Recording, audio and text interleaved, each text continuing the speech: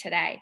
And really, when people come to Jewelry Week, they tell us that for them, it's really all about, seeing kind of like who's the next, super exciting jewelry designer, and to really be inspired.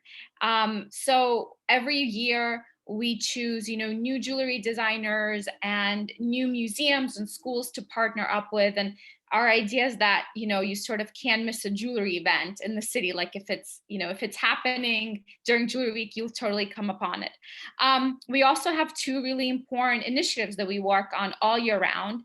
And that is one for the future, which is a mentorship program that we had launched. And the idea for that is, we really believe in mentorship and internships.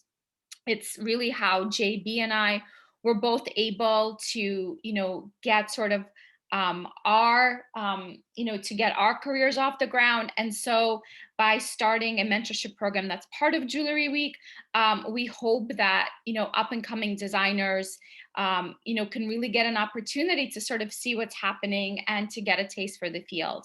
I have here up on the screen just some events that took place during Jewelry Week. So you can kind of see, as I was saying, there's gatherings, there's lectures, there's talks, there's workshop visits. And, we feel really fortunate to be speaking with you guys today.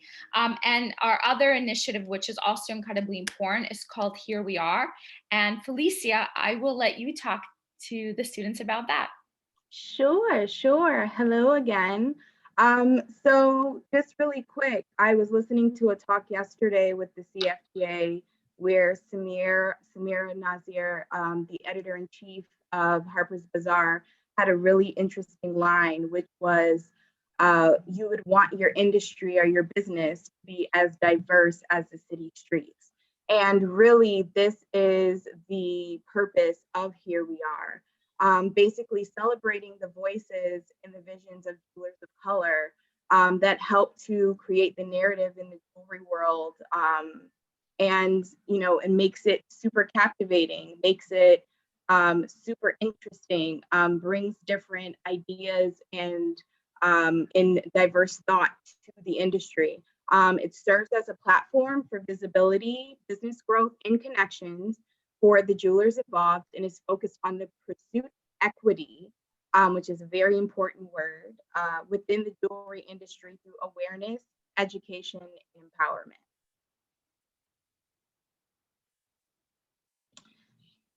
And on that note, we actually have two participants of our past Here We Are platform. We have Lorraine West and Johnny Nelson, and I'm just going to give you a little background into the jewelry project and what we have in store for you today and March 24th and April 21st. So today is an introduction to jewelry design that we have two amazing designers, kind of giving you an inside look into their brands and how they got started. March 24th, we're going to have a college-bound conversation with Pratt University, we just confirmed, in Kingsborough, and we'll have more information down the line. And then April 21st is going to be our last installment, which is going to teach you guys how to build a brand, which is extremely important, whether you want to be a clothing designer, whether you want to be an accessories designer, or a fine jewelry designer. Building a brand in any aspect is very important. So hope to see you at each of these installments. But without further ado, we are going to introduce you to Lorraine West of Lorraine West Jewelry and Johnny Nelson of Johnny Nelson Jewelry. Take it away, team. Hi, everyone. My name is Lorraine West of Lorraine West Jewelry, and I am the founder and designer of the brand. I've been in business since 1999. And when I started with very simple materials, wire, beads, wrapping, loose stones. And as the years went by, I elevated. Then I started using leather, started working with feathers, and taught myself to become a silversmith. and then years later, a goldsmith. And now I am actually working in the fine jewelry industry. I serve clients by designing custom wedding bands, custom engagement rings. And on the flip side, I also do fashion jewelry for editorials and magazine spreads, working with celebrities to help tell their stories. So jewelry is really about storytelling. It's that perfect opportunity to fuse fashion and art, and create wearable art and be able to express yourself. Dope. Hello, everybody. My name is Johnny Nelson of Johnny Nelson Jewelry. Um, I'm from England. I was born in England, raised in Brooklyn. I have a jewelry line. Its design is based on historical figures and basically my culture and our culture. I take different elements of, like, it may be hip hop, it may be spirituality, it may be civil rights, and I make sculptural art from it and wearable art. And I try to make sure that it's speaking to the times of right now. So right now, like, I might have like a lot of Black history pieces, and I feel like that correlates a lot with the Black Lives Matter movements. Um, I grew up making music, so I have a lot of hip hop reference jewelry. So I have like Biggie, Tupac, ODB, Eazy-E on some rings and stuff like that. Yeah, so, and then also, like, I meditate and stuff. So I might have, like, I meditate to keep my mind clear because this business can get chaotic. So I might have like some Buddha references and stuff like that, you know? Um, yeah. Feel free to ask me any questions too, so I can elaborate more. But Johnny, that was amazing. I love that. If you don't mind, I'm going to just jump in. Johnny totally inspired me because I felt like, let me just move quickly. But just to piggyback off what he was saying, so the aesthetic of my work is inspired by geometry and symbology. And some of the symbology is also rooted in African or Native American, Caribbean diaspora.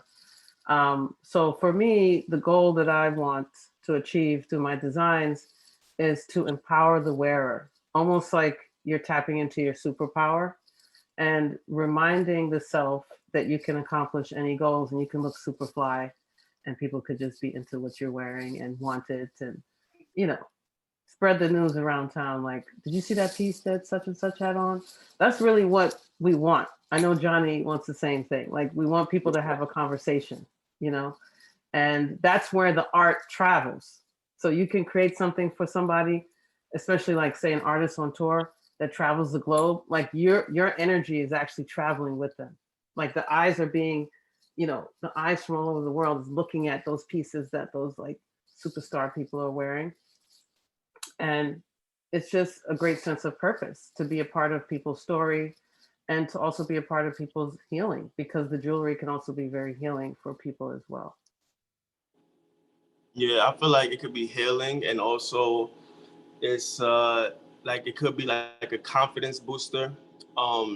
It could just be like that extra, you know, like that je ne sais quoi, like, oh my goodness, you know, like, as soon as they put it on, like, they feel transformed, you know? And it's like, you had that all the time, but you just felt like you needed this one little, you know, this adornment to just give you that extra sense of self, you know?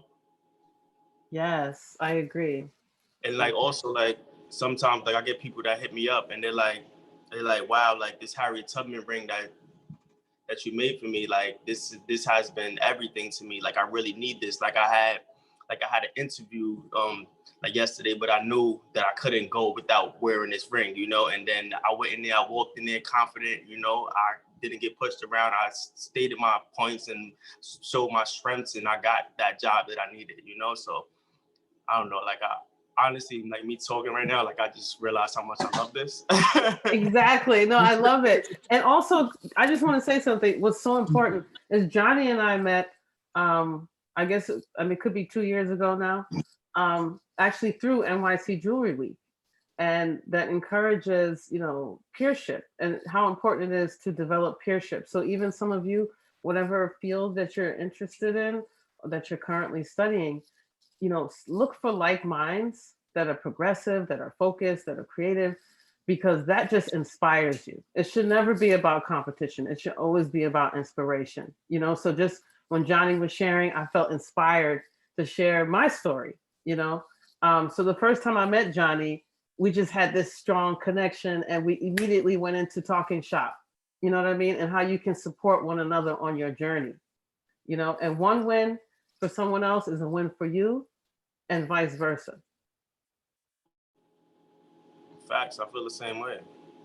It's about I think collaboration is key, and like how you say, like, we can't be scared to share resources, and we have to be confident in the fact that once we share these resources, like, it's only for the greater good, and that greater good is the growth, and the growth for the moment now and for the future generations.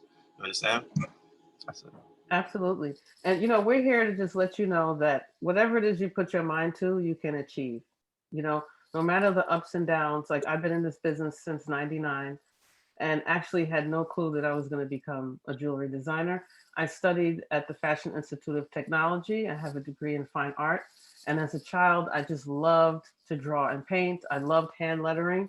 So I just continued to practice. And I had some really great teachers, in elementary school, junior high, and especially high school, that really helped guide me. So if you have those teachers, those mentors, family members, anyone that has a little bit more experience than you, that can help guide you or just be there to encourage you, because you're going to have those times where you'll get discouraged. You're going to have those times where things don't work out as planned, but you got to just stay the course. Stay the course. I guarantee you things will work out. It may not always be right away. I know this is a new generation. Everything's so quick because you're born into like the technical, the technology, the fast-paced technology.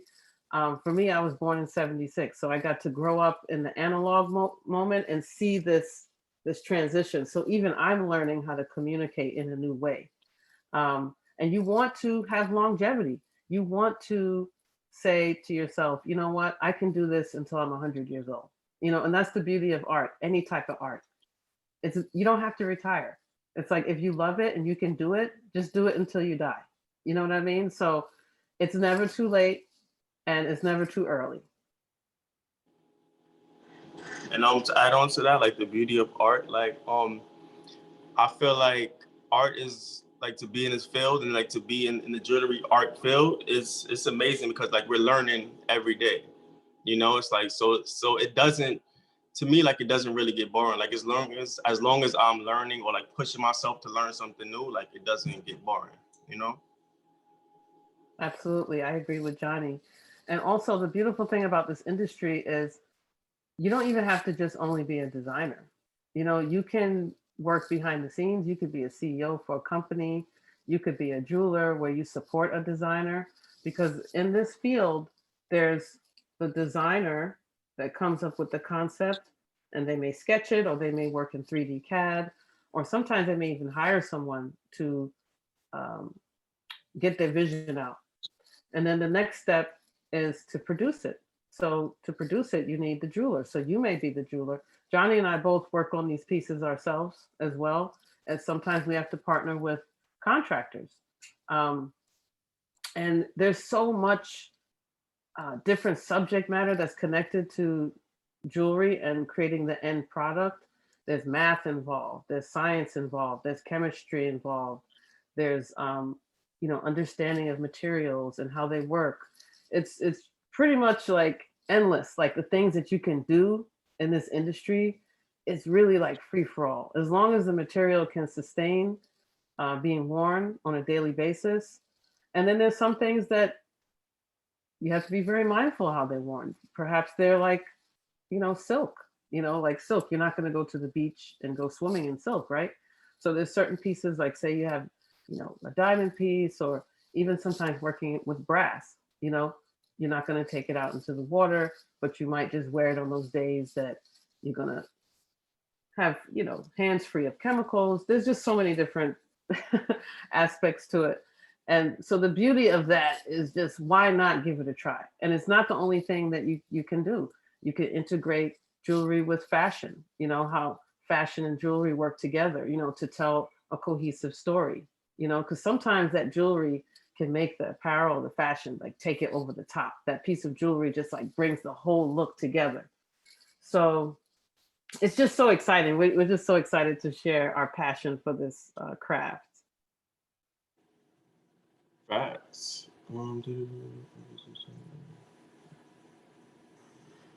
Can I get some of these questions? I'm gonna jump in here because I have a really good question for the both of you. If you could travel back into time to your high school self today, what advice would you give yourself in terms of preparing for college and/or your career? I'll start. For me, I have to say, I would go tell the high school Lorraine to be prepared for disappointment and not let it stop me, right? Because I actually applied to several colleges, for art, and the only one that I got into was FIT. And I believe I got into it because my portfolio was good, of course, and my grades were pretty good, but it was the essay. I think I really took it there with the essay, and I got a lot of help. I asked people that were really good at writing, like I asked the honors English teacher for help. I didn't even have him as a teacher, but some of my friends were in his class. I was in Regents classes, and I asked him, and he helped me.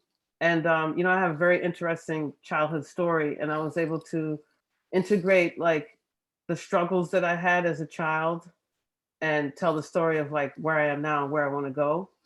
And it was one of the biggest blessings. And to this day, copywriting is so important that was an essay, but telling your story when it comes to your art is just as important as the piece of art. Because when you're selling it, you're going to have to now create copy to support the pieces so people may be interested to buy. So it's not even only into like this, extra large heart ring that I have. Like I'm able to like describe the dimensions, the material, and the inspiration. Like what was the inspiration and how do I want it to touch people's lives? And those are the things that help sell a piece as well, because we're also in this business. Johnny and I are in this business to make a living. This is what we do for a living. So we're creating a sustainable brand. And also remember that you can make a living off your art, if you take the right steps. So circling back, I would tell that Lorraine, congratulations, because where you are now, you stayed the course. So I would tell Lorraine again to stay the course. Wonderful. What would you tell high school Johnny? What I would tell high school Johnny is I would tell him that you don't know what's in store for you. Like you think that this is what you are going to do, but it might change in a couple of years because that's what happened. But so then saying that, I would say also maybe tap into yourself. I would say try to know yourself and be mindful of how people interact to you, how you interact with people, and also know what you're good at and know what you love and see how that also could be a career for you. That's I feel like, because I wasn't really planning on making jewelry when I was in high school, Yeah, same here. I had no clue that I would become a jewelry designer. It wasn't until my junior year, I was walking in the city. I walked past a jewelry store, supply store. I walked in and got inspired and just started. And it was just like in the activity of trying and showing people, and people liked it. That's how the business came, so it was very organic. And be open to that too, like things coming organically to you down the line. Yeah, and know that blessings do come, in different forms. The way I started was I was on tour. I was rapping with this band called Spank Rock. We was on our Brooklyn leg of the tour. I was feeling good. I'm like, yo, I want to wear some jewelry on stage. So I told my mom, I'm like, I'm like, hey, can you take this stone and make it into a ring for me? She made it into a ring for me. I went on my European leg of the tour. Everybody was giving me compliments. While I was on a plane, I had a download. It was like, yo, make 3-finger wire wraps. And then so I did that. That was like 2011. No, so I asked her to do that for me. She did it. Then I'm like, yo, can you teach me how to make this? You know? And then I started putting it on people, and then everybody's like, oh my goodness, I feel so great. And like they just walking around with so much confidence and just smiling and stuff.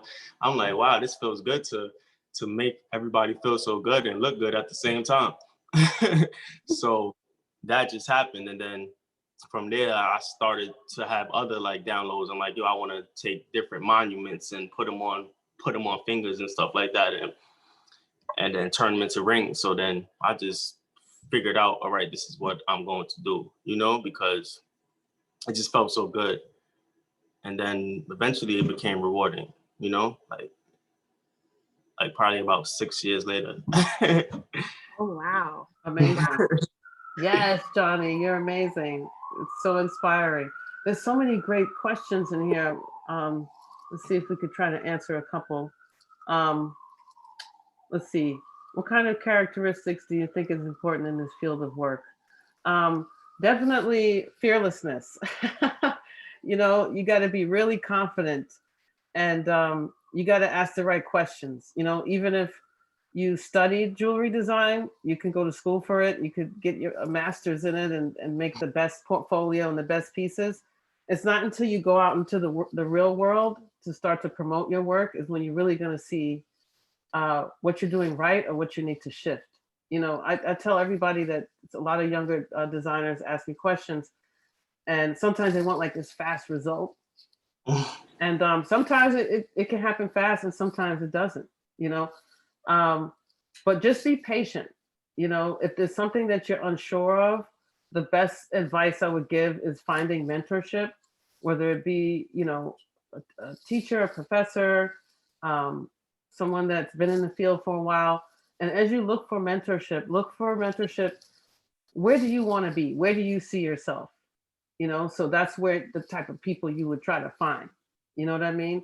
Because then you're just kind of like engineering from going backwards to move forward. Yeah, it's like, go ahead, Johnny.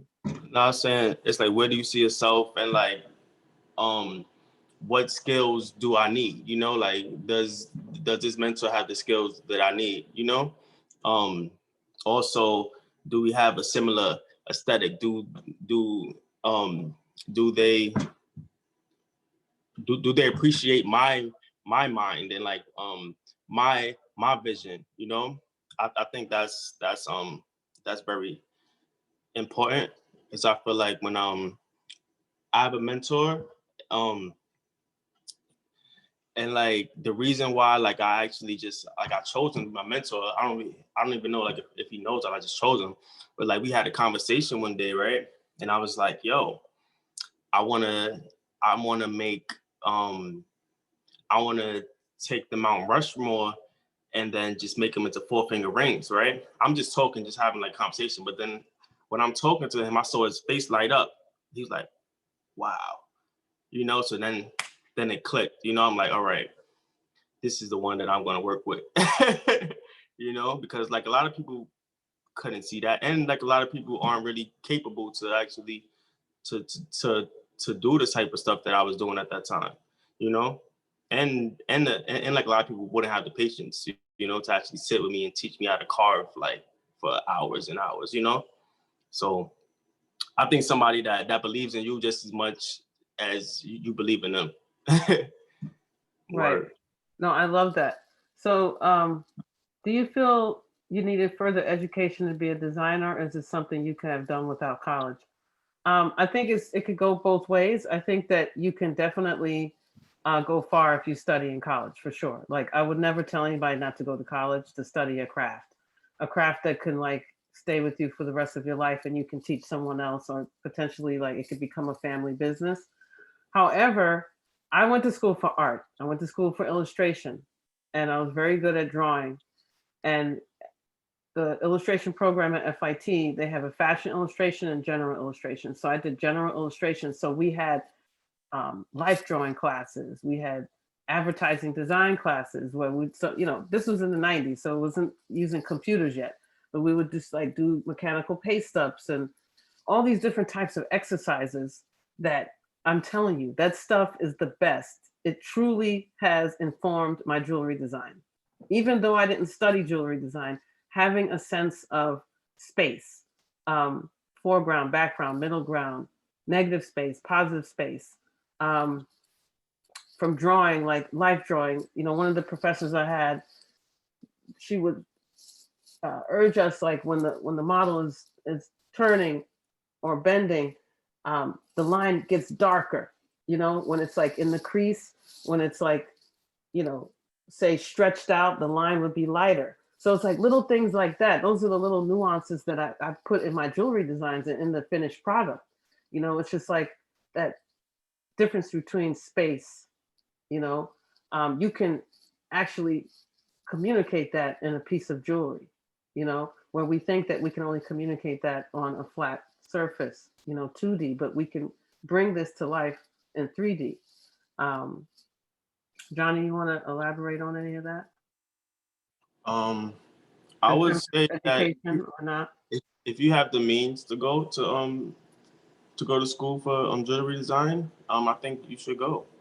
You know, it'll make the design process easier, you know, but at the same time still get your feet wet in the field while you're in school too, you know, because Yeah. you can be earning and designing at the same time Yep. and making and building these relationships within like the diamond district or whatever district that you're in, like whatever city that you're in, because it goes hand in hand. But also I feel like business is needed. Like you need to learn business, you know, because once you start getting your stuff out there, you need to know how to take these wholesale orders and stuff like that, and just, you know, answer your emails and just all of that stuff. But I think it's good if you have the means for it. I can't say no.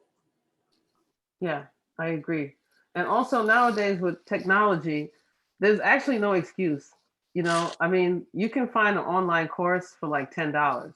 You know, you can find a jewelry design sketch class. You know, um, some of them are free. Some of them you could get on YouTube. If you're not able to go to school, you could try to find an apprenticeship. There's so many different ways to go, but I do think it's important to go to college to get that experience. I must tell you, even though I did not study jewelry design, I studied art.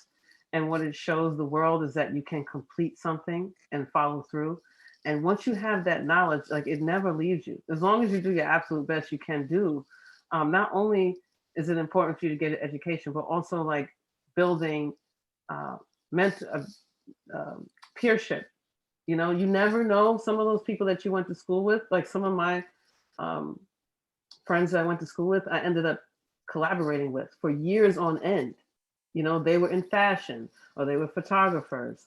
They were in advertising. I mean, I have some of my friends from back then that have helped me with my copywriting, that have helped me develop so many different types of things. So when you, even when you look at the music industry, when you look at these groups that are in together, a lot of them, some of them went to school together, you know? So just the life experience, like being out in the world, you just can't beat it, you know? But it doesn't mean that you can't also be successful as an artist or a jeweler if you don't go to college, because I'm, you know, for that particular field. But I do recommend it as well, like Johnny said. I'm interested, guys, for you guys to share your maybe top 3 struggles as a new designer that you no longer face now. Okay.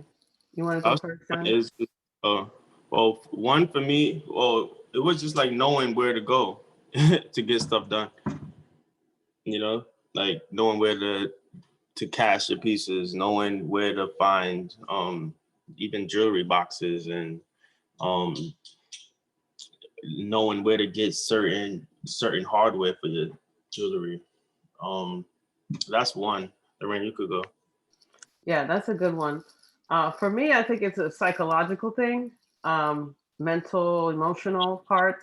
For me, especially my early years going to the district, once I did find casting companies in different places in the Diamond District, I would go in and some people would say, well, the first thing they ask is if I'm a student. And I don't think that's an issue, right? That's not bad. But sometimes they would say, well, whose assistant are you? Or who do you work for? To assume that I'm someone's assistant or I work for someone, I think is not the best way to go. Or sometimes people, it seems like they want to say no, but I'm here and I have the money to spend, so you can't like turn me away. You know what I mean? So it's just like the energy, the remarks. I've had people say, "Oh, your name, Lorraine West. I thought I didn't know you were Black." You know what I mean? Like these are some of the things that I've experienced coming up. So um, if you're a person of color, you might experience racism. You might experience that, but you can't let it stop you, because when you go someplace to spend money, then as long as you're there and you're not causing any harm, they have to help you. You know, if you don't feel comfortable with it, then it inspires you to go somewhere else. You know, there was my first diamond dealer I used to deal with. I just felt like my gut was just telling me, like, I feel like they're charging me extra, you know, for some of the stuff. Because then I started researching more about diamonds and the 4Cs. That's a whole nother conversation.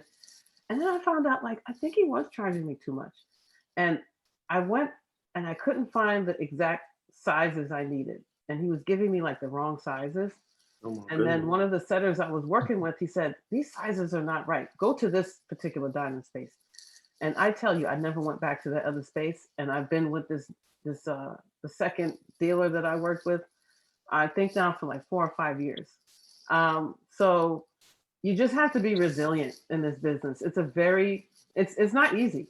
You know, we're not going to tell you it's easy. So it really does take like a burning passion. Like someone asked, is this our burning passion? And it really is our burning passion. You know, we always want to get our message out. And I'll say another thing about camaraderie and peership. The cool thing is, like, sometimes Johnny and our work gets pulled by the same stylist and our work may be together. You know what I mean? So it's just so exciting, you know, to see each other win. Facts. Awesome. um, but I could agree though, because sometimes like the prices, like they'll see that you're new or they think that you're new, and then they'll give you like a gnarly price on some diamonds, and then you go to somebody else and they'll just like laugh at you, like, where did you pay this much? You know? Facts. That is so true. See, it's knowledge. It's like, and there's so much resources, you know, that if you don't know something, don't be afraid to ask a question. Ask as many questions as you need to. And if somebody doesn't want to give you the answer, you go somewhere else to try to find it.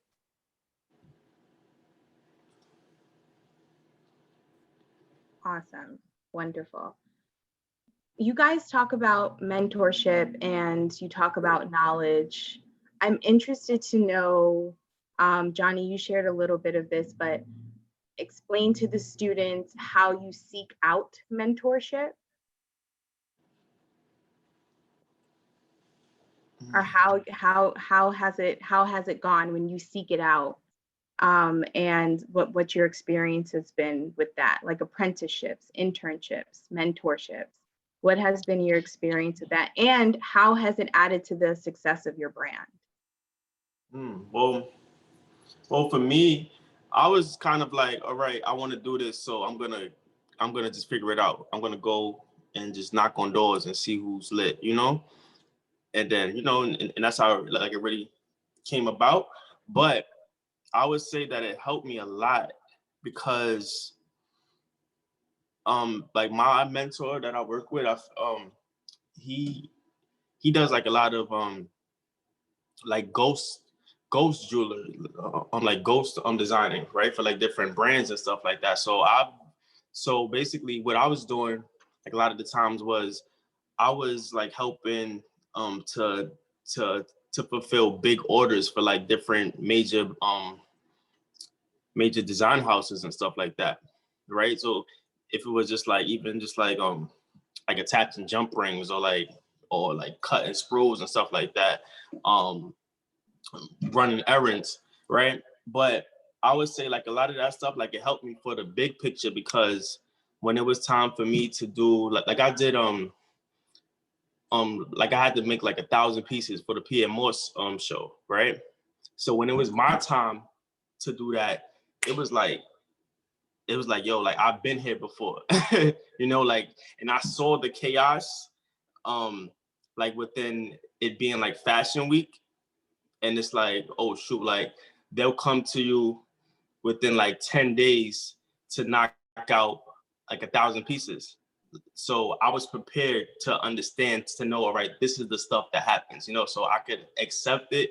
And it's like, all right, now what do I have to do to make this work? You know, so I'm, all right, cool. I hired somebody to do what I used to do when I was being mentored, you know, and also I'll outsource more, you know, and then also, well, I always like go from the tangent because it's real chaotic during those times. So I would go in the corner and meditate and then come back to my come back to the job, you know, but it's really helped to actually be to have a mentor and actually put in that work to be on that bench and doing the stuff that you don't want to do, so you could do the stuff that you actually dream about doing, you know. I think that helped me. Absolutely. That helped. Yeah, I mean, even in my experience, I am in the jewelry industry, but on the branding, marketing side. And I started out in fashion, and that was my experience, doing things I don't want to do, but I'm so excited to do them at that time that I did it for free. And now I see the benefit to me putting in that extra work as a young person. Lorraine, what about you in terms of mentorship, internship, apprenticeships? Well, when I was in college, I started, tinkering around with jewelry my junior year. So by my senior year in '98, I went to the career board at FIT, and I saw there was a position at Ex Ovo, owned by Katrin Zimmerman, who introduced me to NYC Jewelry Week, actually. And we're still friends to this day. And she hired me, and I worked there for, I think, a semester. And I got to see what it was like to see an established brand, someone that had collection, that worked with precious gems and sterling and gold, but then also worked with materials like horsehair and leather and mesh and just different types of, uh, materials that I didn't really think that you could do all those different things or would.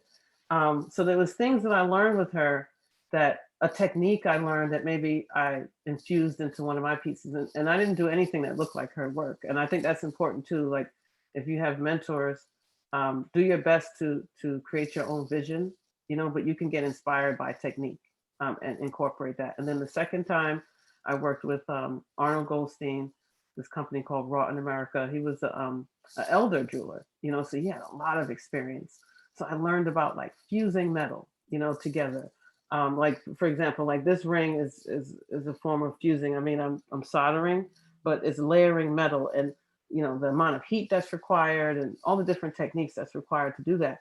So I learned that skill working with him. And again, even though my work is very different from him, everyone can learn a technique and do something very different with it. I must admit that I'll say this to the Lorraine, the 22-year-old Lorraine. I wish I would have asked for more help, because I got into the habit of just like trying to do everything myself. So this new generation teaches me, wow, you can get more help. You can get more out of your strength.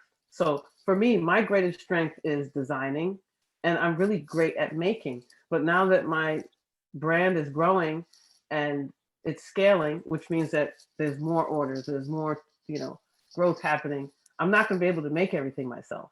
So now what that does is it forces me to organize in a different way. So when you start to scale and grow, now you have to get these things mass produced. And you may not want to get it produced overseas. You may want to do it domestic, so you can see the process and really take hold of everything. So what's required there is a pattern book.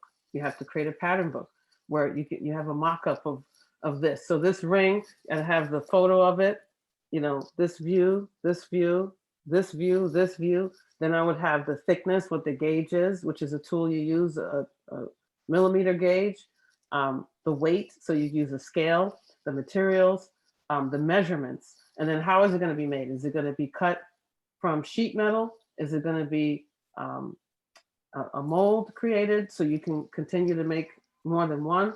So the ring this ring is hand fabricated, so each one.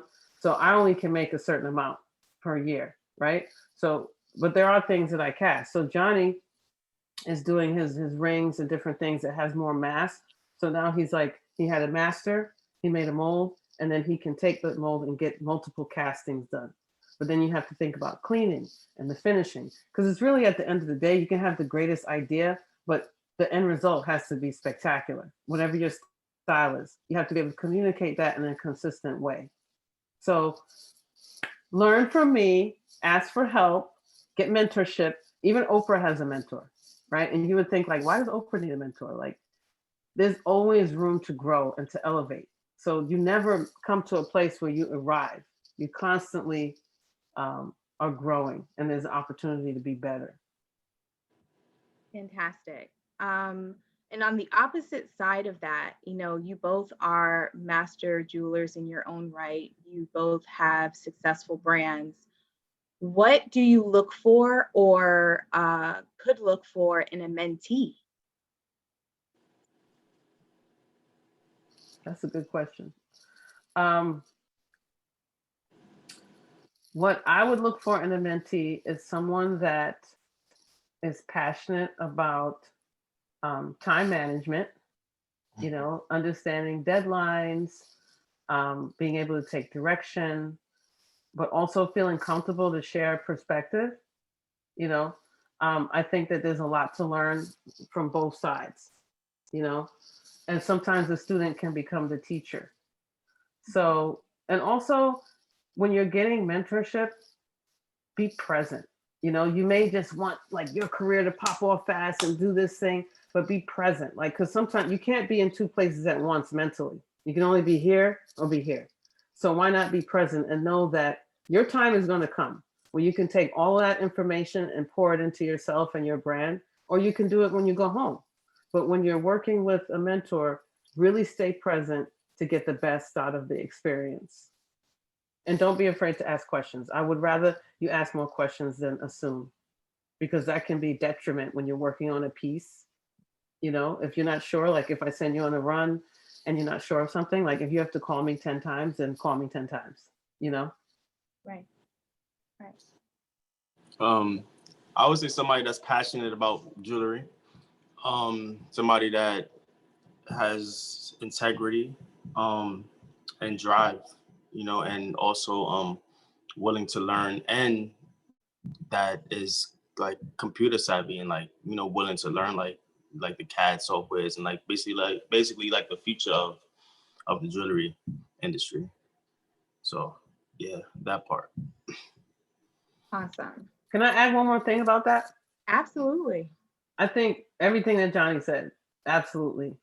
Plus, you may want to stay with a brand over time, and become like a valuable part of the team, right? And then you could also do your thing too, so there's so many ways. I remember when I was younger, I wanted to work for companies as well as do my thing. And I never got hired, for whatever reason, and it propelled me forward. But I mean, imagine if I did have a certain type of, in-house experience, how it would have aided even more, so be open to both. Be open to working with a brand or a company, be open to building your own brand. Absolutely. So when I first started in the fashion industry, I can remember exactly when I wanted to work in fashion and when I wanted to work in jewelry. Do you guys have that moment where it just clicked that jewelry is it? This is where I'm going.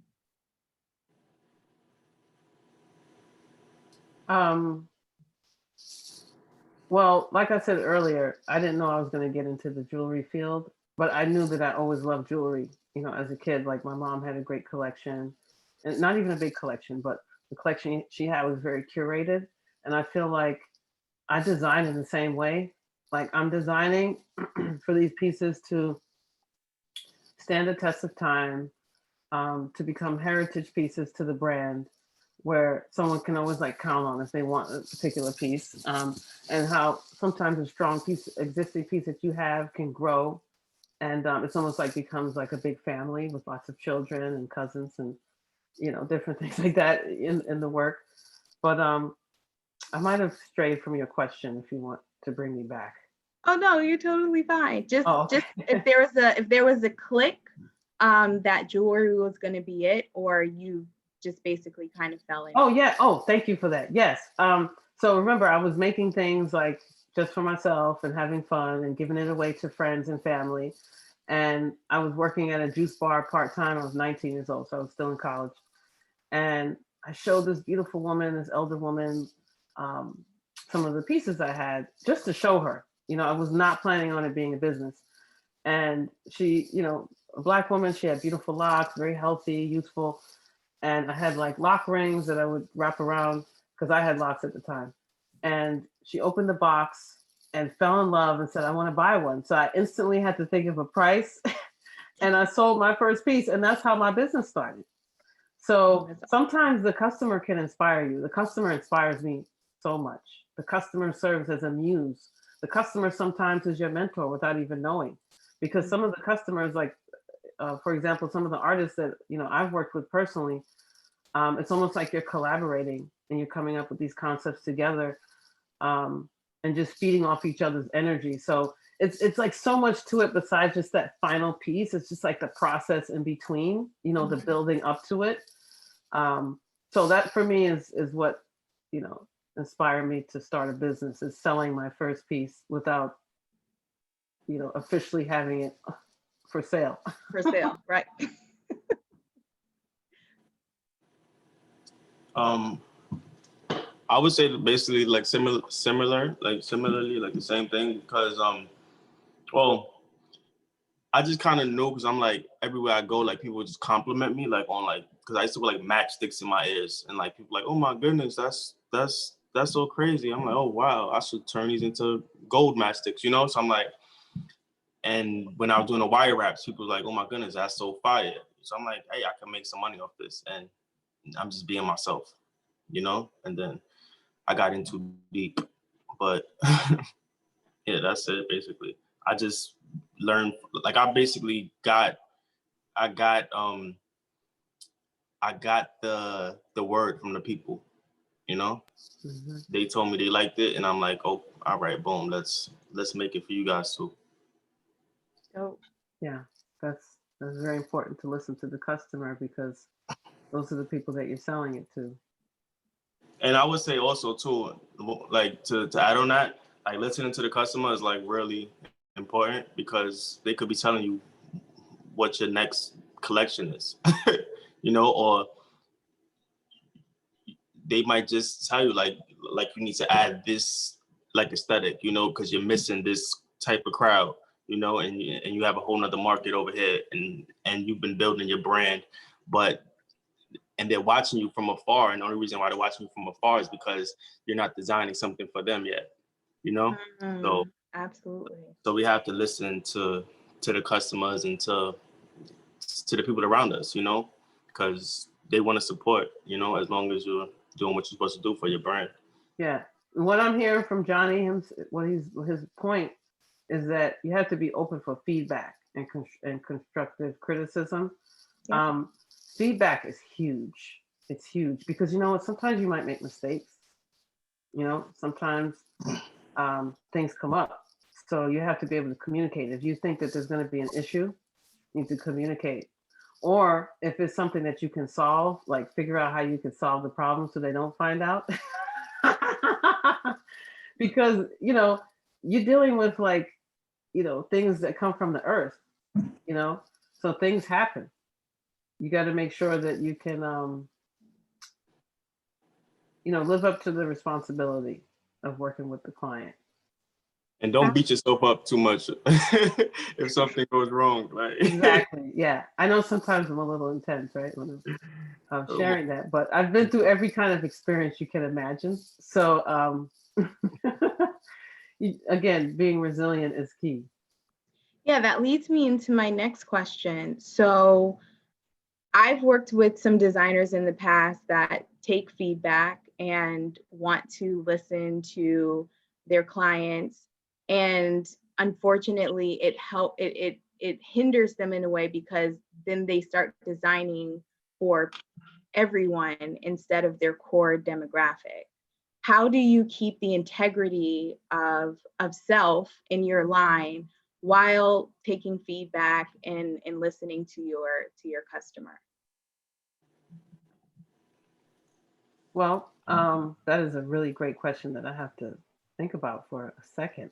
Um, I'll say that I am very stubborn, right? And I think my personal stubbornness helps me always go back to my why, like why I'm doing this. When a customer comes to me and says, I do nameplates, I still like hand draw and transfer it to the metal and finish it up. And that's an art. I mean, it's one of those things that you can get done anywhere. You can get it laser cut CAD, you can get it online for $10, whatever. If somebody comes to me, they're coming to me because they want my handwritten and they like the quality of the finished piece. So there's times where a customer will say, okay, I want you to do this and use this font. I don't use fonts that other people create. I create my own fonts. So something like that is like a personal standard.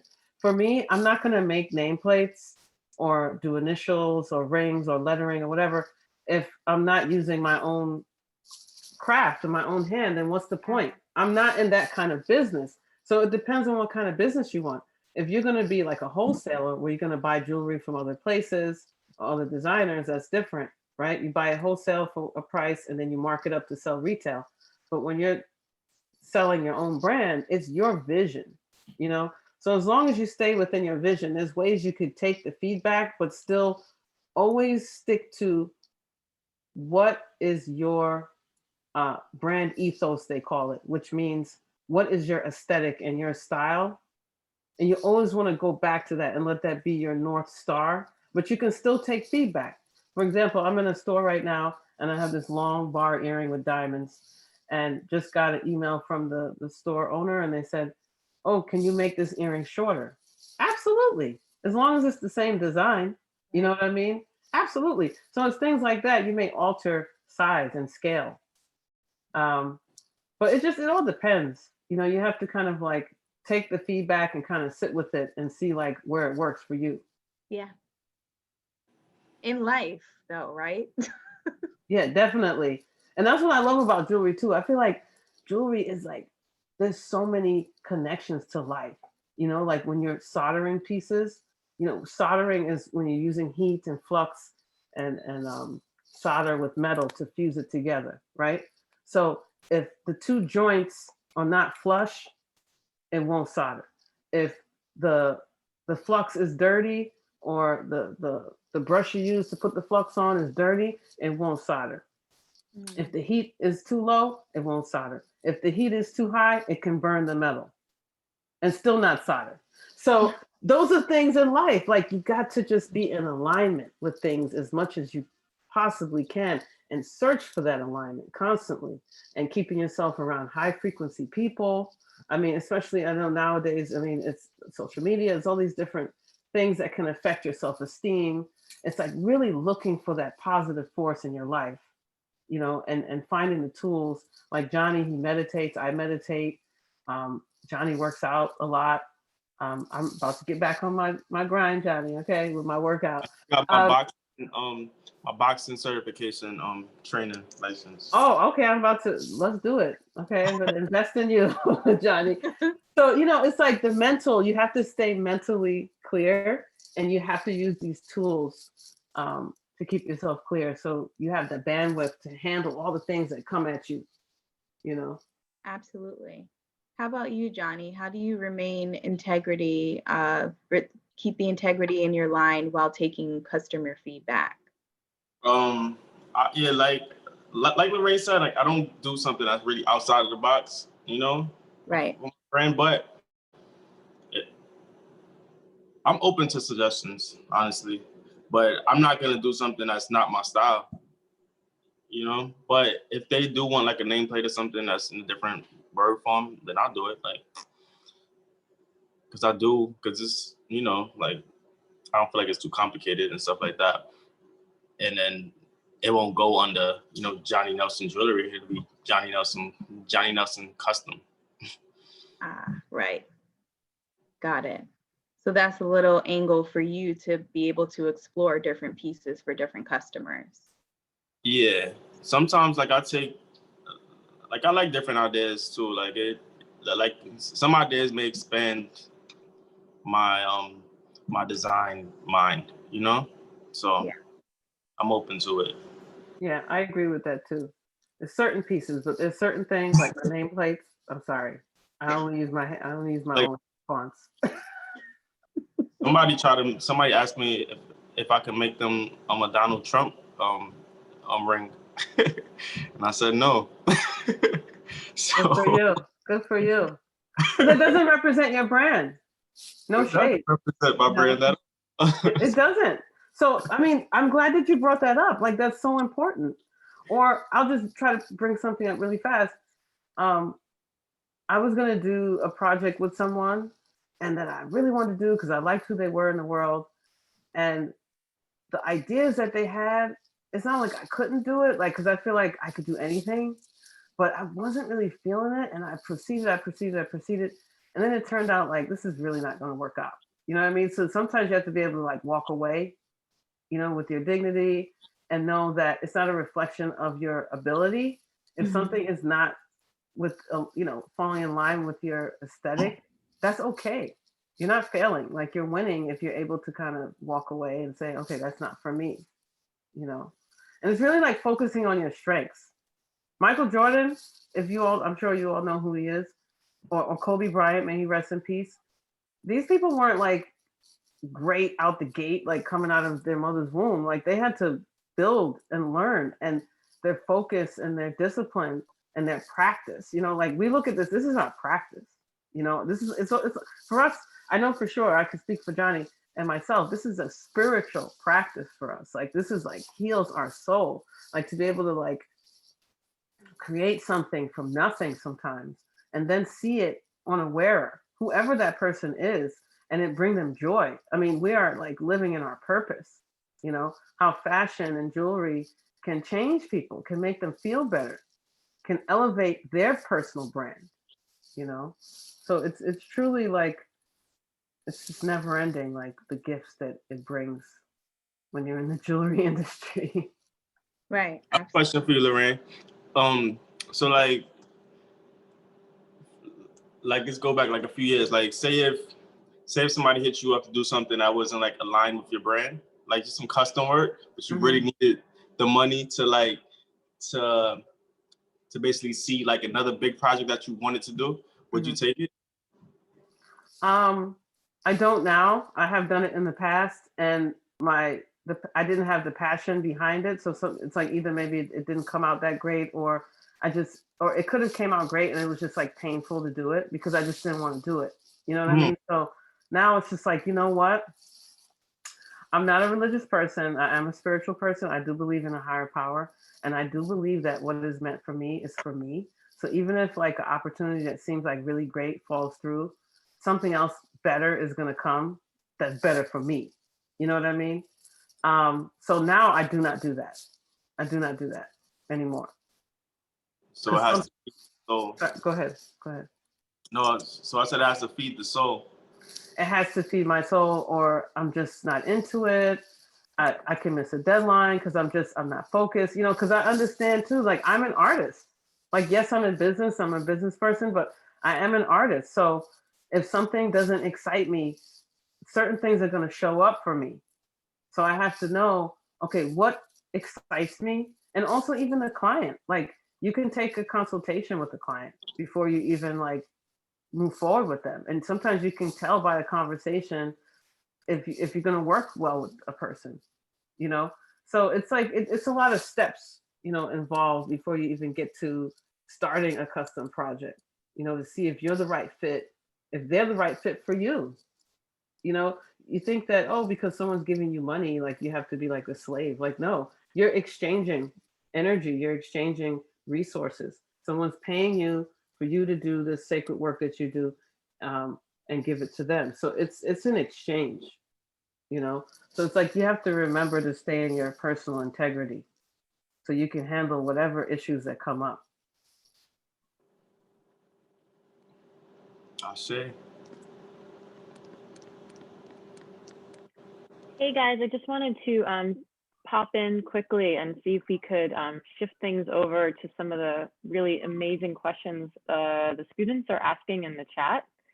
So students, if you're comfortable, it would be great if you could actually unmute yourselves to ask your question. So what I'll do is I'll call out a student's name that has a question in the chat here. And if you're comfortable, feel free to unmute yourself and ask your question out loud. So I'll start with Excuse me 1 Sephora. second.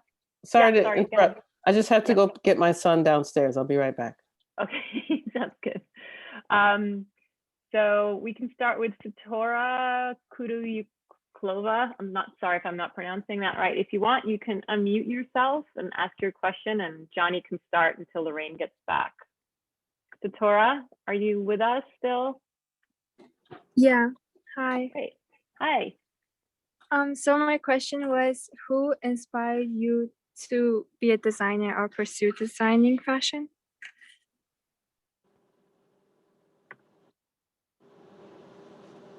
I would say my mom inspired me to make jewelry, because I think her confidence and just her knowing that and just seeing her do something so simple. I mean, not so simple, just making something so dope in such a quick amount of time, and me not even knowing that she could do it. That I think that kind of gave me like the confidence to know that I could make this happen, and there was nothing that could stop me. It was like, yeah, so I never told myself that I couldn't do it, you know, that this was something I wanted to do. And my mom, she's the most, like, she's the flyest woman I know. So it was either something like that. It was either music or fashion for me. So my mom's was the one that inspired me. Yeah, mom should be everyone's inspiration for sure. What was that question? So, oh, you have so another Lorraine, question. yeah. Satora, did you want to repeat your question for Lorraine? Yeah. Who inspired you to do your work as a designer? Well, my first inspiration was my mom. Like I mentioned earlier, you know, she had a small curated jewelry box, and she would let me play in her work. And in the box, she had like, you know, thick silver bands and stainless steel spoon rings and bracelets and brooches, and just the, you know, little things that meant something to her. And she gave me some of those pieces when I was 14 years old, and that kind of started my journey of wearing like, you know, sophisticated jewelry. You know, I wasn't wearing anything from Claire's anymore or something. And not to put down Claire's because they're awesome, but you know, I started wearing fine and fine jewelry at that time. And then my second inspiration is some of the artists that I've worked with, which later we're going to review. I'm not going to mention yet. Just working with them, and you know, the ideas that they have, and then you get to put your special sauce in it and collaborate, or maybe sometimes they would just, you know, get into what I had already created. So the customers inspire me like big time now, you know. Awesome. So I think we'll take one more student question because I want to leave some time for a really fun game that we have lined up for you guys, which is coming off of what Lorraine just said about the celebrity bit. So if there's someone who wants to, I'm trying to find somebody who asked the question who's still with us. Let me see here. Can I go? Yeah, sure, go ahead. Okay. My question was, let's see. Okay. It is like something obligatory to know about sciences and designs in order to create these pieces of art. I think if you know basic math, is good. Definitely know how to use a ruler, um, and understanding millimeters, versus inches is very important. If you have some chemistry knowledge, that's always great. But it's not something that you can't learn, because once you learn certain techniques with jewelry and you practice, it kind of sticks with you. But math is very important, Yeah, like portions and stuff like that, like weight portions. Like some of my pieces, like this earring right here, it's like it goes through the air. So the top of the top of the fish, it can't be heavier than the bottom of the fish, because if the top of the fish is heavier, then it's gonna go down like this. It's gonna like over freaking like the air is gonna be bending. So you gotta know like equal portions, or make the top lighter than the bottom, Right. And that's Yes, sir. engineering too, a form of engineering. So basically, it's like using common sense and a little bit of physics. Yeah, exactly. Exactly. What you just said, the common sense part, is sometimes it's the feeling. You know what I mean? Just knowing, like, when you think about a piercing, you don't want the pierce to drag the earlobe. So you want things that are going to be strong and substantial, but yet as lightweight as possible. So you have to test. And that's the sample creation too. You may make several samples before you get to the final. Yeah, it's like socials, or like what you think about, like what people want, social, like you think about the people, what people should want, and what represents your community. Great. You're welcome. Great questions. Great questions, guys. Yes. So I think we'll shift things over to our really fun game, which I'm going to have Felicia kick off for you guys.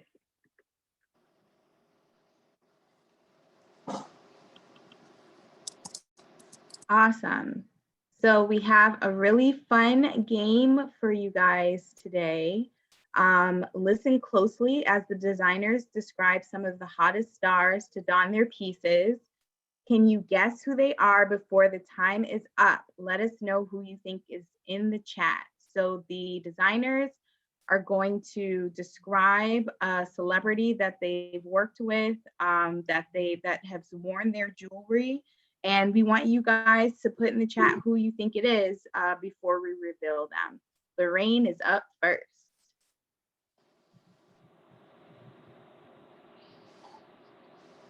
Oh, you're muted, Lorraine. I'll give a hint. She is a woman that's been in the music business for over 20 years. And she's given the title of the Queen of R&B, hip hop and R&B. Uh-oh. Well, that is a client of mine, but this is not the one we're talking about. But that was close. I would say somebody put Alicia Keys. Who else got a guess? Oh, I saw it. Well, no, not yet. That's later. Not yet.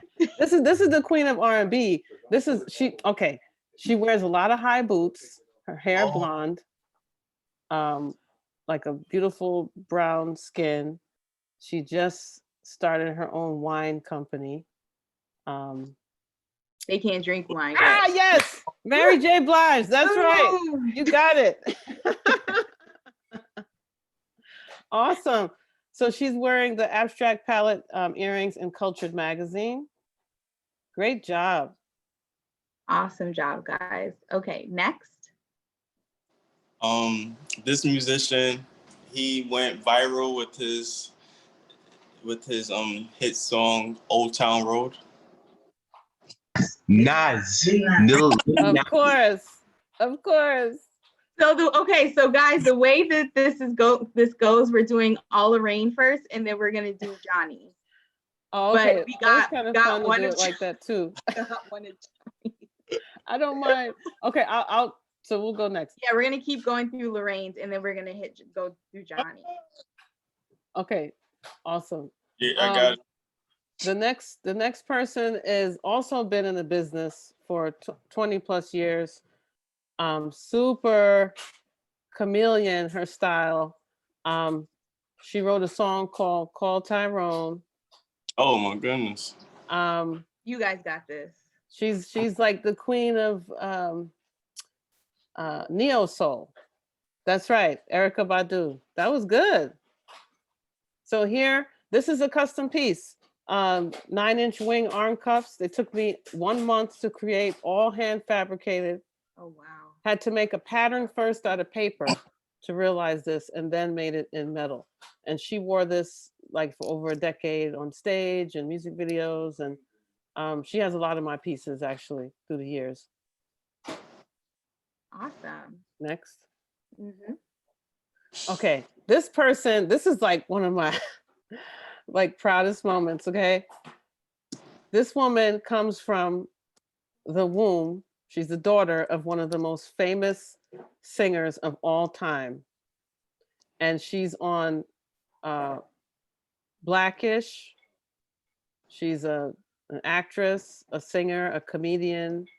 That's the daughter who's, yes, Tracy Ellis Ross, correct. Yes. So this is the cover of Shape. It's the first time my work is on a big time magazine cover. And she's wearing the crescent hoops. And again, one thing I'm gonna say about this, look at the style, like from head to toe, right? The fashion, the hair, the makeup, the photography, the layout. It's like, this is a dream, right? Yeah. So this is definitely one of the highlights of my career. Okay, so this woman that's coming up next, she is of your generation, pretty close. She's in Blackish. Yes, she is. But let's go to the next one. Yeah. Alicia. Mm-hmm. No, they didn't guess the next one yet. Oh no, someone did. Someone said Tracy Ellis Ross. No, yeah, that's who's up now. So the next one. Oh, sorry. The next one is I think she's about 24 years old. She's one of the biggest stars in the world. She is the star of the new film on Netflix called Malcolm and Marie. That's right. Zendaya, yes. So these earrings, I did custom that her stylist, Law Roach, reached out. And it was a second time of working with her. And this was for her Essence December issue shoot. This image is iconic. Iconic. I mean, let me just tell you, for somebody that's been in the industry for this long, I'm telling you, if I would have stopped, it took many years to get to this point, and it was worth the wait. So stay the course and be resilient. Okay, so the next is the grand wizard of all women in music. Okay, she is the queen and the king of all. Okay, she just, yes, look at that. I didn't have to explain. Beyonce, correct. So this is the abstract palette earrings again. That's one of my hottest pieces of late. And it was worn in the Black is King film. And I'm gonna say something real quick. So when I saw that the earrings were in the film, all these images were going around the internet. And I couldn't find a picture that really showed the earrings really well. And I said a prayer to the universe. I said, universe, can Beyonce send me a photo, right? Now I deal with her stylist, Zarina. So I haven't met Beyonce yet, but I'm sure I will, and we'll become friends. However, a few days later, this image pops up on Beyonce's Instagram. I mean, come on, right? If that's not an indicator to keep moving forward, I don't know what else to say, right? So just the universe is always working for you. Yes, the universe is on your side and conspiring for good. So thank you. Johnny's up next. Okay, Johnny. Who's our next person?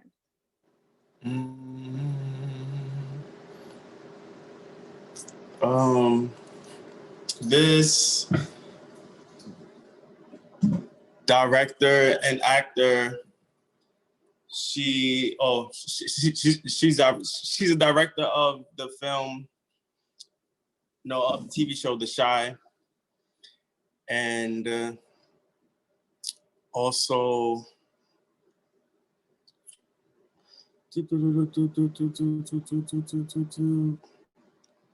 hold on a second. The Chi, And somebody help me out. She's the the producer of writer of Queen and Slim. Yeah. Oh yeah, producer Queen and Slim. My bad. I got caught up. And also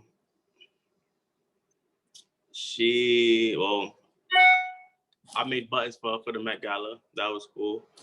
Oh, can I add? She's what, she owns the Hillman Grad production yeah, company. she does own a Hillman Grad production company. What else?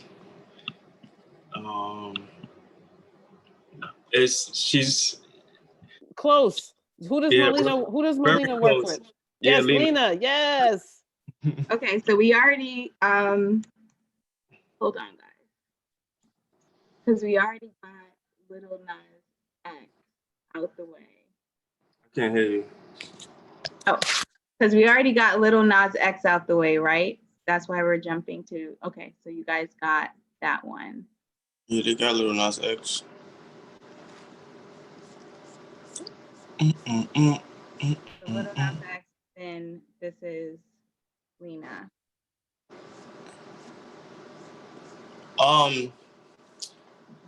So this dude, he was a football player, but then he got kicked out for kneeling during the national anthem. Yeah, that's him. Excellent. Colin. They know their folks. That's great. Oh no.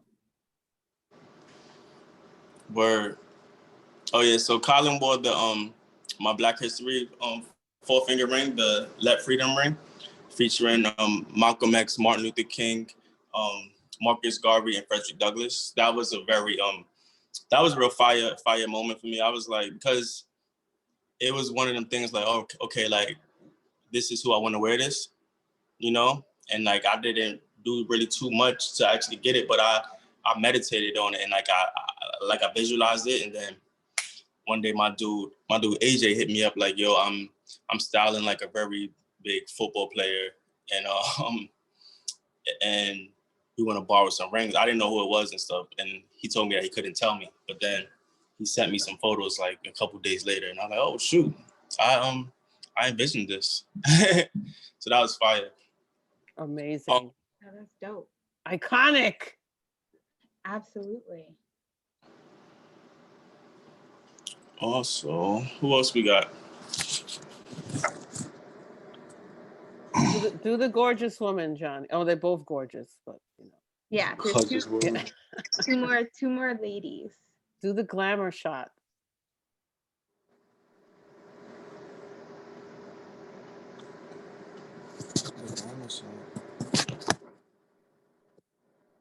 I'm interested, Johnny. How did you for this look? How did this come about? This collaboration Which one is this?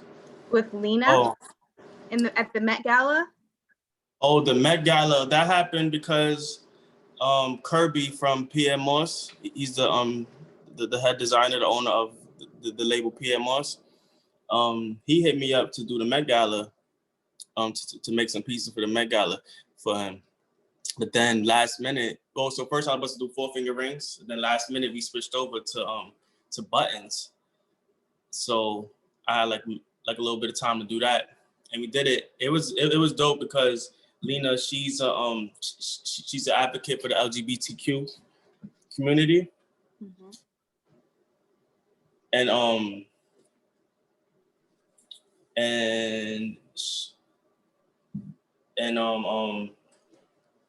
she basically made me watch Paris is Burning, which basically is a film, like a documentary based on the drag culture, the drag queen culture back in, I think, the 80s, the late 80s. And ball culture.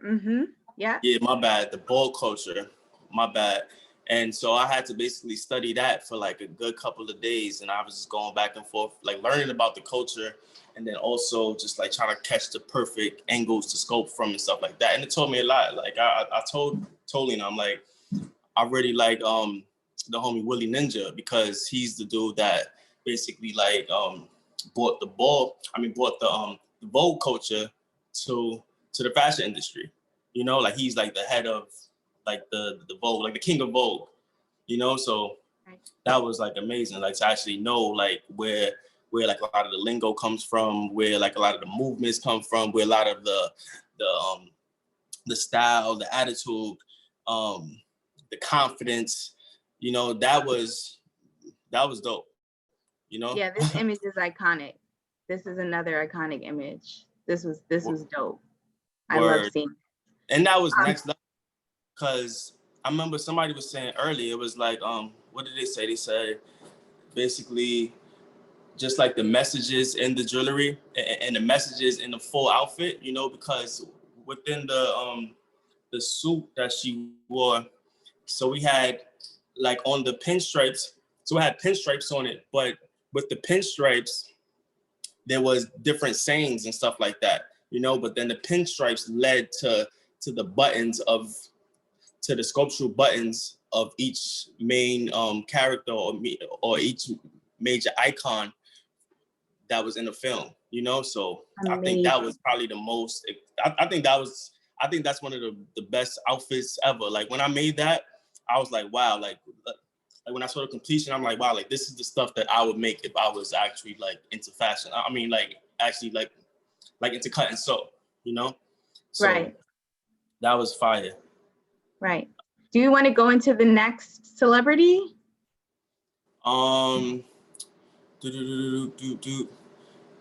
She started off, she had like a real poppin' I think YouTube series called Awkward Black Girl. I just watched that season. I mean, the other day. That's fire. Word. Then she had like a real poppin' series that gave me anxiety. Insecure. Word. Oh yeah, Issa Rae. Yeah, they know their peeps. I love it. Yeah, that's about it though. No, there's one more. There's one more. Very glamorous woman. I know she's a singer. Yes. Yeah, she's a singer. She's from Sweden. She's a singer. She's from Sweden. I think she's mixed, no? She's definitely a woman of color, but really beautiful. To me, in my opinion, she's like the modern day Sade. In my opinion. She has a lot of hits out right now.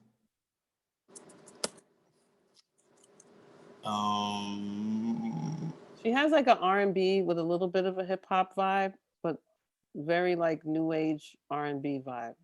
I'm trying to give like a good close to FK Twigs. That's close. Yeah.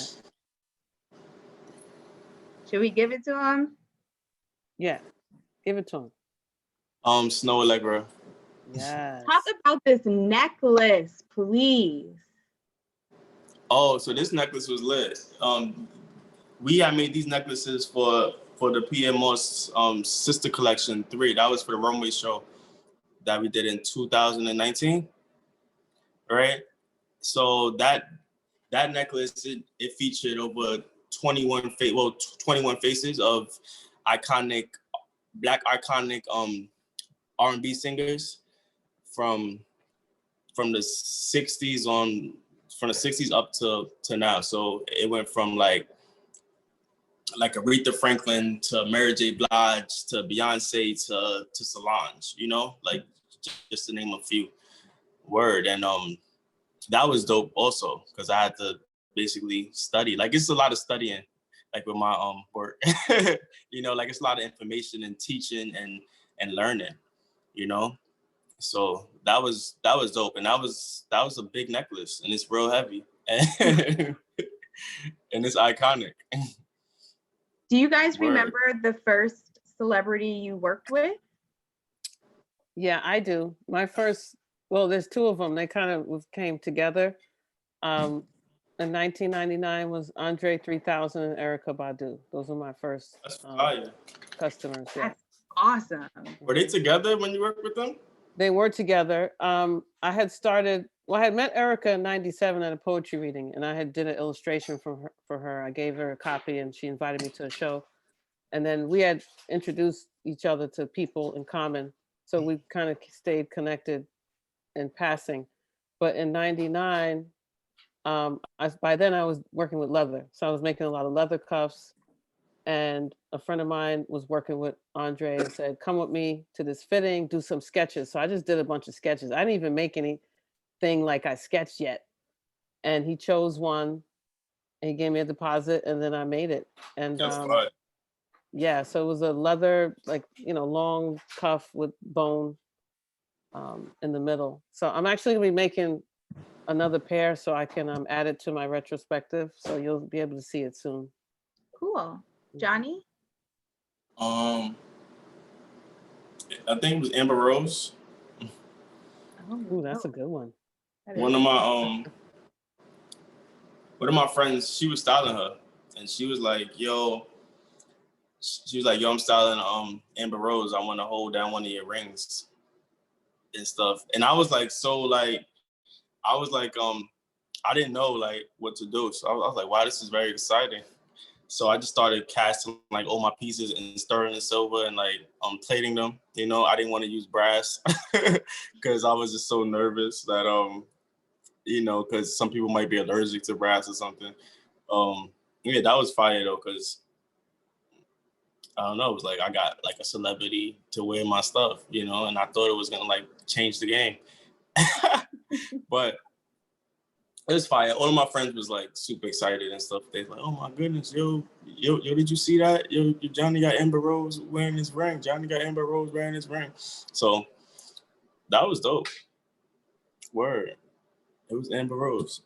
I wonder if she would have matched the ring. I don't know. But Yeah, and then you get to the point where you lose track, and that's a blessing too. that's a major blessing. Yeah, there's like, I'm actually updating my website, and I had took down my press a couple years ago because I didn't want to be defined by who wore my stuff. I wanted people to just like it for what it was, and I think now I've proved my point. So now I'm ready to put all this press up, and I think it's very important to shine a light on your accomplishments. Yeah, You work so hard to get your work out there, and it's something that is not easy, and it may not happen for some people. So I feel like the stars are aligned when you work hard, you have a talent, you have a good heart, you're honest, you're integral, and you can network, because look, Johnny will tell you the same, and Felicia will tell you the same, that it may look so easy, but there's so many steps involved to make this happen, you know? Like for example, like Beyonce, like for that, her stylist too reached out, said, "I love these earrings." I had took a photo and had it on the Instagram. And she said, "I love these earrings. I love these other pieces. Can I borrow some?" And then I got all the pull ready. They call it a pull to lend. And then I didn't hear from her. And she said this was for Beyonce. She didn't say what the project was, but I'm like, I'm gonna do it, right? Beyonce. So I followed up. I was like, "Hey, do you still need the stuff?" And the day I followed up, she said, "Oh yeah, today we start." So Wow. I said, where do I need to drop this off? You know what I mean? So you have to kind of like sometimes be a step ahead. Like you can't wait for them because they get caught up in Take the work. initiative. They get busy. Yeah, take initiative. So I went, she gave me the address to where, actually, I guess it's like one of the apartments that they have in the city, and dropped it off at the doorman, and took photo. You got to have a letter of responsibility, which means you have the list of all the items and what the wholesale prices are. And, it's kind of like a contract if anything happens. So you also have to, make sure that you have the business side, because if something happens and you don't have a document or contract, then, they don't have to pay for it. You know what I mean? If they don't want to. So Absolutely. you got to have a paper trail. Right. I will say that as someone who was a publicist, designers that take initiative are fantastic, because especially if you're doing a large pull for different shoots, you want, if a designer reaches out to you when you can't run over to them and they bring you the stuff, it's a lifesaver. So all the future designers out there, make sure that you take the initiative for sure if you really want placement. Yeah. I am AKA hustle and grind. There you go. I would love the students to please drop your remaining questions in the chat. We are close to closing, but before let me see if there's any questions.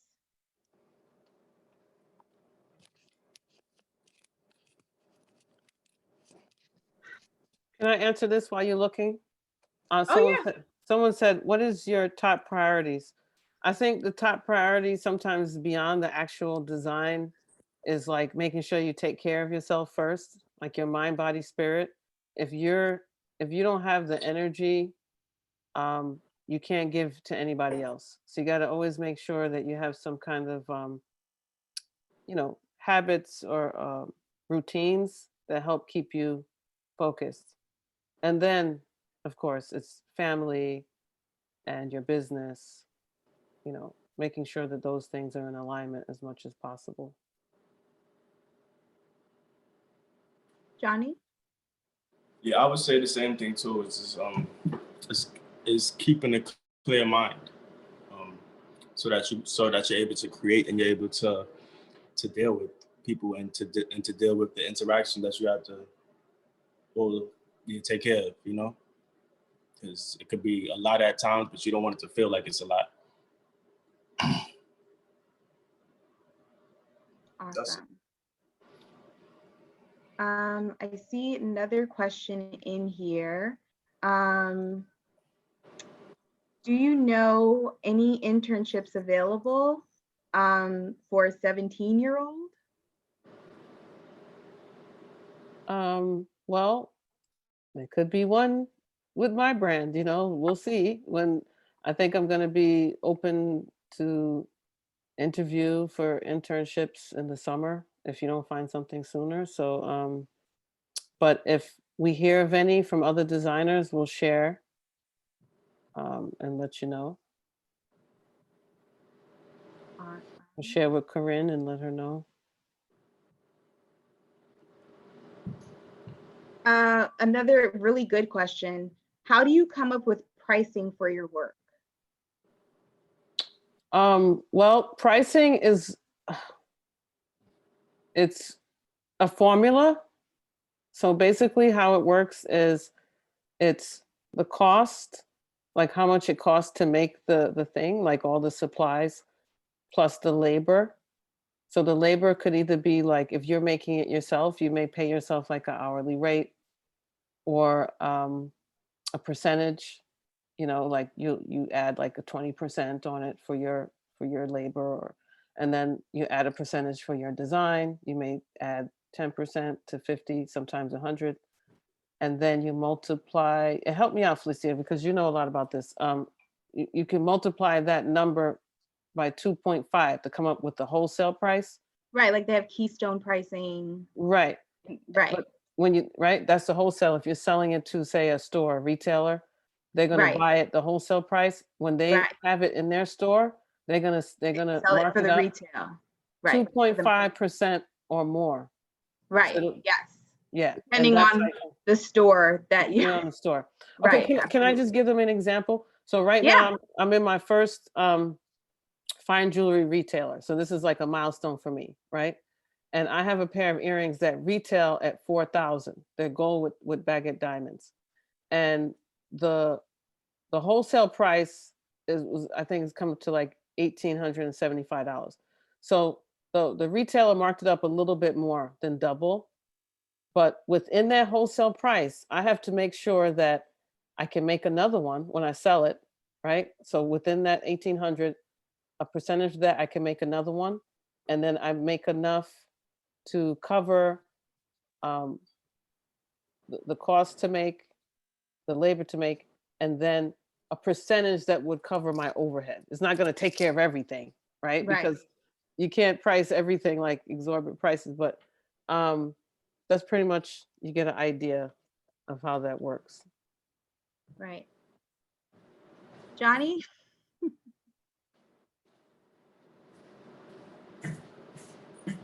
Yo. How can you explain to the students how you price your jewelry? I would say similar to to Lorraine. Okay. Word, like we have to factor in the cost of materials, labor, and then time, the actual design, and then make your wholesale number and multiply it by that. You know, and make sure something that you feel comfortable selling it for, and make sure like it's not too low. You know, because sometimes because we're not used to selling stuff, we might price our stuff too low. Yeah. So I worked with a designer that had no idea how to price their jewelry, and that was very detrimental to their business, for sure. I think this can be the last question. Do you remember the first piece you made? First piece I made, it was something wire wrap, but the first really good thing I made was a brass wire wrap cowrie shell ring. And that was the first like really fantastic piece I made. And then that led into 2 other sterling silver, wax and casted pieces. the first piece I made was similar to it was my 3-finger wire wrap stone rings. So it was like black tourmaline wrapped in 3 fingers. Well, it was 3 separate black tourmalines wrapped into 3-finger ring. But then when I got into the casting, I made 2 pieces at the same time. I made my matchstick earring. So it was like a fake gauge. It was like a luxury plug. So it looked like it went through my ear, but it didn't. It was 2 parts. And then also I made a 3-finger 3-wise monkey ring. So it was a big 3-wise monkey ring. See no evil, hear no evil, speak no evil. So those are my first 2 pieces, and they were fire. Like, and I still got them on my site too. So Yeah, I was Johnny going to Nelson ask, are they got still a them. part of your collection? Yeah, they are, and I could rock them today. I could rock them tomorrow. You know, you can rock them today, tomorrow. Word. Right. So as we start to close, can you both give these students 3 gems that you want them to walk away from this conversation with? Whatever you think of. If it's eat your veggies, make sure you get to bed on time. Like, what are 3 gems those are great. from these master jewelers to these students? I'll go first. So I think we had these questions prepared, and 3 of the things I wrote down was pertaining to design. What story do I want to tell? So what is the story? Why do you want to tell the story? And how will you tell the story? So how will you execute? So it's like what, why, and how.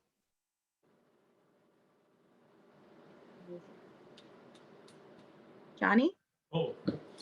I would say be confident, be humble, and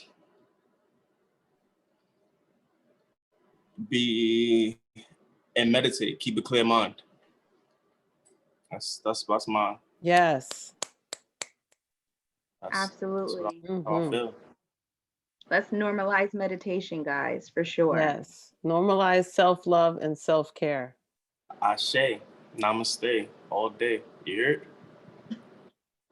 Absolutely. Thank you so much to Lorraine West and Johnny Nelson for those gems. You guys have been dropping gems this entire conversation. We are so appreciative to you both for speaking to these students today and sharing your knowledge and your gifts and your experiences with us. I am going to pass it over to Corinne to close it out. Yes, thank you so much, Lorraine and Johnny and Felicia. This has been an amazing event. I know I've learned so much myself and have been inspired, truly. I hope that all the students here feel the same way. I'm sure they do. I just want to give you guys a final thank you for being with us today, for sharing your stories with all of these students. And students, thank you for joining the conversation, for all your awesome questions, which were really fantastic.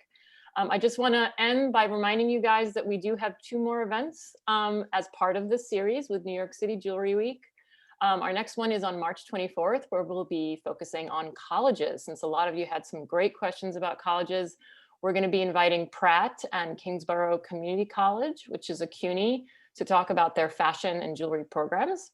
And then on the 21st, we're going to have a really cool event on building a brand with a notable jeweler named Liz Kantner. So we hope you guys can join us again then. If you did fill out the attendance link, which I've been dropping in the chat, and your email is in there, I will email you with the information about those sessions. So be sure to fill out that attendance form. I'm going to drop it again one more time into the chat. So please do fill that out. It's also a great way for your teachers to know that you were here today, so they can track that as well. And thank you all again. We're so glad you could be here. And we look forward to seeing you all in March. Thanks again, guys. Thanks, And be guys. well. Thank you. Have a Thank great you so day. much, everyone. All the best. Peace. Namaste. Bye. Bye-bye. Bye, everyone.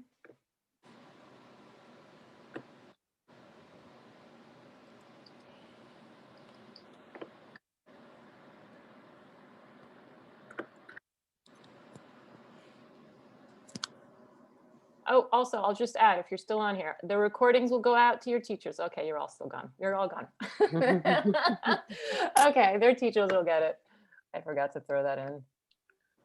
Thank you so much. This was amazing. Yeah, Johnny, this was so thank cool. you. Yeah, Thank this was you. fun. Thank you guys. I appreciate you all. Thank you, Corinne. Thank you, Felicia. I think Bella left. But this is spectacular. And will we be able to tune in to the other 2 days? Yeah, I don't see why not. You know what? I'll put your emails in the distribution. Okay, cool. Yeah, If we're absolutely. available, I'd love to just be, observe. Totally. Yeah. Yay, we did it. Congratulations. That was amazing. I gotta say, I've been doing a lot of these events, and I was so impressed with how many questions the kids had. They were like so clearly into the conversation that you guys were having. So that was really great to see. Really spectacular kids, and very impressed with them all. I think they're going to go far, whatever they decide to do in life. And, yeah, I think we had 2 cool jewelry designers. Like, you guys spoke to them in their language, and I felt like it wasn't like an adult speaking to a child. It was just 2 designers talking about their journeys, and whoever was interested listened. And I felt like the majority of the talk, we had a large amount of students who were interested. Like, you guys were awesome, and you had amazing stories to share. Yeah, it was amazing. And empowering for us, just it's a reciprocity, Absolutely. Well, great job. And this is only going to grow and be better. So thanks again for having us. And it was a pleasure. Thank you, guys. We'll be in touch for sure. Awesome. Congrats. Talk to you Peace. soon. Bye-bye. Bye, guys.